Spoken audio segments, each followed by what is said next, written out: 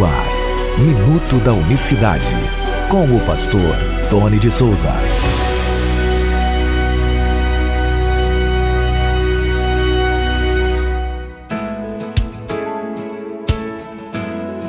Olá, queridos, graça e paz da parte do nosso grande Deus e Salvador, Jesus Cristo. Que Deus abençoe a todos nesta quarta-feira, 11 de março de 2020. Muito obrigado a você que nos dá audiência, a todos aí que acompanham o programa diariamente. A gente abraça a todos, sem exceção, né? A gente manda um alô aí para todo mundo, para todo o povo de Deus. Obrigado pelo carinho da sua audiência. O Senhor Jesus, nós continuando falar o que estávamos falando ontem aqui, vou dar sequência, tá bom? O Senhor Jesus diz assim no Evangelho de João, não tem aquele versículo que é muito conhecido, que diz assim, ó: no mundo tereis aflições, mas tende bom ânimo, porque eu venci o mundo? Pois é, ele está falando isso lá em João 16, no verso 33. Mas ouça o que ele diz no verso 32. João 16, 32. Eis que chega a hora, e já se aproxima, em que vós sereis dispersos cada um para a sua parte, e me deixareis só. Mas não estou só, porque o Pai está comigo. Isso ele está falando daquele momento, ele está anunciando todo o capítulo de João, aí 16, ele começa um pouco antes. Ele está anunciando a cruz, ele está falando da cruz. Ó, está chegando a hora, já está se aproximando, que vocês vão ser dispersos, cada um para a sua parte, e vocês vão me deixar sozinho. E não foi isso que aconteceu quando aprenderam o Senhor Jesus e começou aquela perseguição ali naqueles momentos? O pessoal ficou, aliás, não perseguiram, mas ficaram com medo de serem também presos, né? E aí ele fala, tanto é que Pedro também sentiu essa opressão quando foi questionado e acusado de ser um deles, né? Pedro aí nega. E ele falou, vocês vão me deixar sozinho, vou estar sozinho. E foi o que aconteceu. Mas eu não estou sozinho porque o Pai está comigo. O Pai está comigo. E aí, eu gostaria muito que os unicistas que usam dos textos, hoje em dia, não é só mais trinitariano que usa os versículos que falam de Pai e Filho, para provar a distinção entre ambos. Por incrível que pareça, tem muitos unicistas nos dias de hoje, atualmente, nos grupos de WhatsApp, né? Usando os textos de Pai e Filho para provar também a distinção de Pai e Filho também. Para provar que há uma diferença entre o Pai e o Filho. Chega até a dizer que naquele momento da cruz o Pai é uma pessoa e o Filho é outra.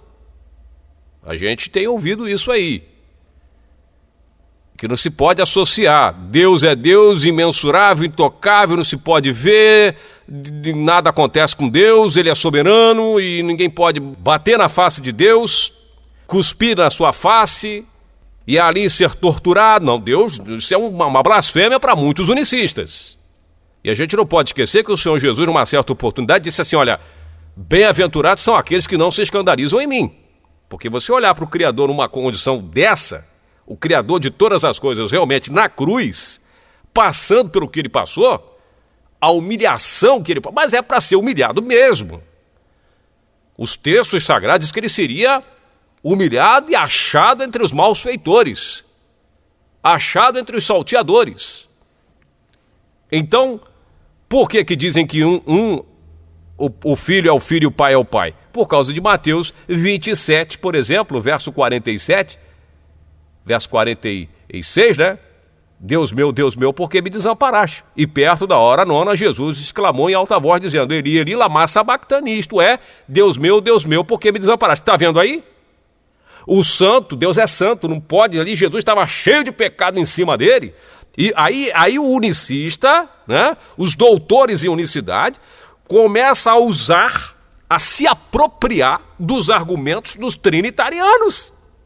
Porque é o que diz o trinitariano. Deus é santo, muito santo, e Jesus estava cheio de pecado ali na cruz, então ele não pode ser Deus ali na cruz, porque Deus é santo e não se mistura com pecado. E Jesus estava naquele momento levando sobre os seus ombros todos os nossos pecados.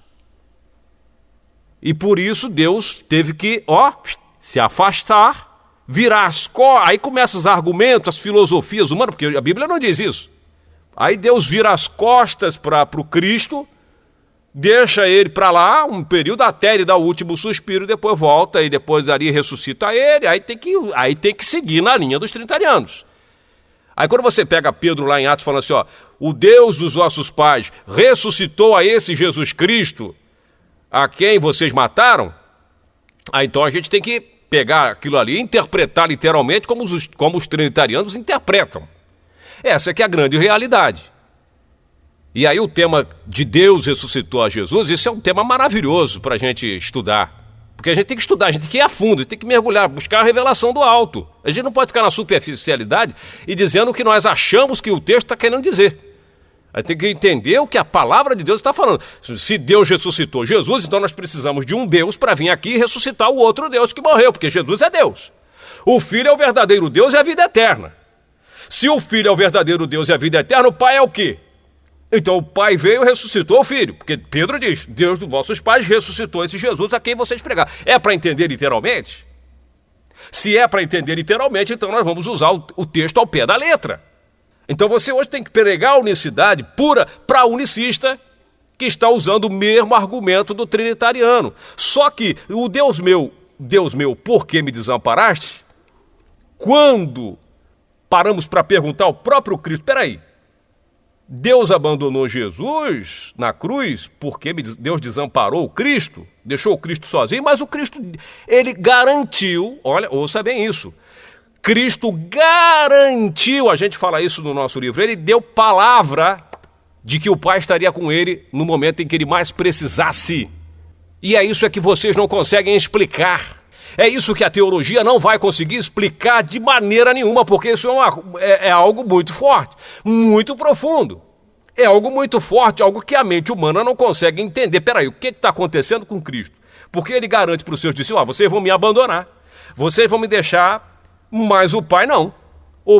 Mas o Pai não vai me deixar. O Pai vai ficar comigo, vai estar comigo em todo momento.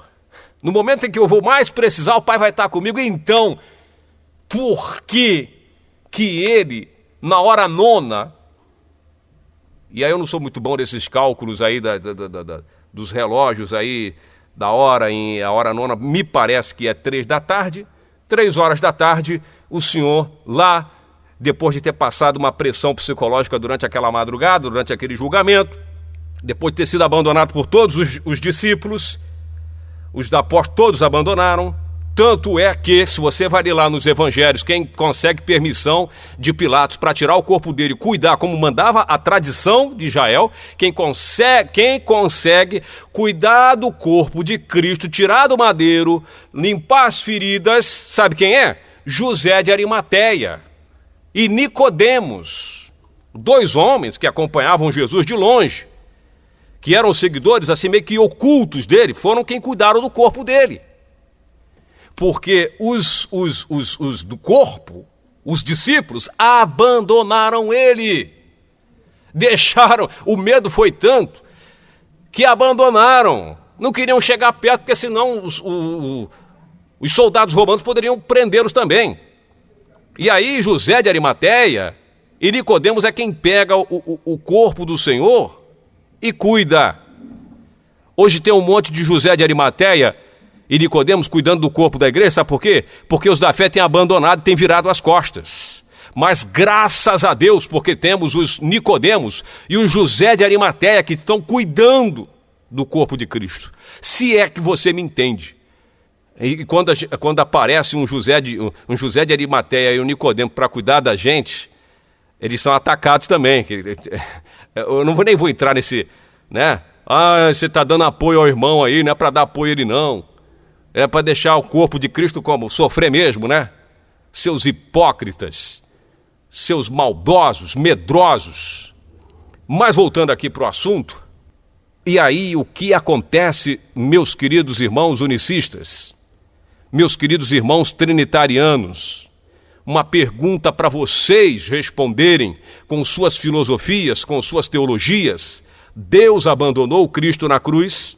ou Deus estava em Cristo, ou o Pai permaneceu ali o tempo todo na cruz. Temos que resolver essa temática. Eu prefiro dizer o seguinte, que o Filho é o verdadeiro Deus e a vida eterna. Agora, se você quer saber por que Deus abandonou Cristo, ou melhor dizendo, se você quer saber o porquê da expressão que Cristo usou em Mateus 27, verso 46, eu posso te dar um conselho. Adquira o nosso livro, porque lá tem um capítulo falando sobre isso, entrando em detalhes que talvez você desconheça. Aproveitar para fazer a propaganda do livro Jesus, o único Deus verdadeiro, a maior revelação da Bíblia. Não precisa comprar comigo não, você pode adquirir através do lojasamericanas.com, você pode adquirir no submarino.com, no livro da editora Fontinelli, e no segundo volume a gente vai entrar, volto a dizer, no profundo sobre essa questão, mas no profundo mesmo. Então peço suas orações. Aqui no YouTube você tem lá o link para comprar o livro, né? Se eu não me engano, nessas 3 plataformas custa R$ 34,00 mais o frete. Você não precisa nem entrar em contato comigo, nem precisa, direto com a editora. Eu estou vendendo o livro nesse site, a editora que está vendendo nesses sites, não sou eu, mas é claro que eles não divulgam porque, né, tem que pagar para divulgar nas redes sociais. Eu realmente não tenho essa condição de investir no marketing digital, por isso, desde 2018 até agora, nós conseguimos vender 15 livros somente, que ainda ficou para pagar o restante das dívidas lá na editora. Para você ter uma ideia, acha que é fácil, porque está na internet e vai vender? Não é assim não, Tá bom, meus amados irmãos? Mas lá a gente está explicando nos detalhes, e você estuda, busca a revelação de Deus, porque o tempo aqui realmente não dá para a gente entrar no profundo, e a gente tem assuntos sobre muitas outras partes a ver com o tema. E muito obrigado a você que me ouve aí na Boca do Acre, como disse lá o irmão Ezequiel de Souza, deixou o comentário lá no YouTube. Obrigado, irmão Ezequiel, a todos da Boca do Acre. Obrigado, irmã Maria também, que está sempre comentando, sempre interagindo. A todos os irmãos, irmã Alice, irmã Aline, muitas pessoas que nos ouvem aí, os pastores que nos ouvem. E você que ouve também para criticar, muito obrigado. Quero agradecer a todos que ajudaram com equipamentos, pastor Alexandre Martins, muitos irmãos que nos ajudaram mesmo. A gente, assim, acaba esquecendo os nomes e também por falta do tempo. Mas a todos os irmãos, irmão Cleiton, a todos os irmãos Adelso, a todos os irmãos que realmente apoiam este trabalho e este ministério. Porque Jesus diz, reclama do abandono do Pai, do abandono de Deus, se Ele é o próprio Deus? E por que muitos dizem que o Cristo da cruz é somente o Filho, não pode ser Pai? Que o Pai não podia chegar perto, mas o Pai ficou, segundo palavras do próprio Cristo, do ladinho ali. Pelo menos que seja no ladinho ali dele, que não é isso que o Cristo quis dizer, mas vamos dizer assim, ficou do ladinho ali, no meio do pecado ali, né? Porque ficou perto do pecado, não pode ficar perto do pecado porque é santo, essa é a definição, mas ficou ali do lado dele, com ele, o tempo todo. Será que Jesus apanhou tanto que não enxergou que o Pai estava ali com ele? Pode ser, não sei. Você diz que você prega que é 2, que o Filho é um e o Pai é outro. Você prega que é 2. Obrigado aí a todos que nos ouvem. Obrigado, pastor Marcelo Braga, né, que esse áudio está sendo transmitido também no programa de rádio. Obrigado, pastor Marcelo Braga. Que Deus abençoe o senhor, viu, de maneira rica e poderosa. Muito obrigado a todos aí que acompanham na rádio. Mas são perguntas que fazem sentido e que a teologia ela vai dar aquela volta bonita, ela vai puxar um monte de coisa, a gente acaba terminando mais confuso, ou não é? Mais confuso do que esclarecido. Essa aqui é a grande realidade. Mas eu amo a teologia, fiz teologia também, gosto da teologia, mas a teologia ela tem os seus limites, ela oferece situações que realmente, até para os teólogos, tanto é que se não fosse assim, os teólogos não teriam criado a Trindade. Se fosse assim, se fosse tão correta, né? Se as ferramentas teológicas dessem solução para tudo que tem a ver com as Escrituras e com o eterno, não teríamos essa confusão, esse salseiro, essa salada religiosa que nós temos hoje. Não teríamos isso aí.